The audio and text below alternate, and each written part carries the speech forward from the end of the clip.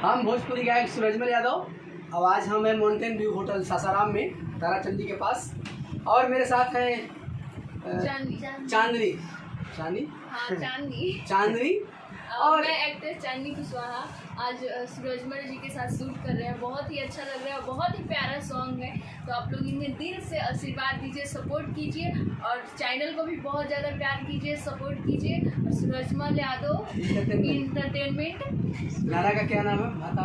हतार वाला भैलू गाना का नाम है। गाना बहुत ही प्यारा है। अभी हम लोग शूट करने जा रहे हैं और इनके साथ मिलके, इनके साथ काम करके भी बहुत अच्छा लगा। आप इनसे मिलिए। नमस्ते, प्रणाम। मैं सिंगर एक्ट्रेस पूजा पांडे और सूरजमल यादव जी से तो मैं बहुत पहले मिल चुकी हूँ और बहुत प्यार दुलार मिलता है। मैं यही आप लोग से रिक्वेस्ट करूँगी कि जैसे मुझे प्यार दुलार आशीर्वाद आप लोग देते हैं, उसी तरह सूरजमल यादव इंटरटेनमेंट जो इनका चैनल है, उस चैनल को सब्सक्राइब करें और बेल आइकन दबाना नहीं भूलें और ढेर सारा प्यार दे। और ये मेरी सिस्टर, मैं इसे बहुत प्यार करती हूँ।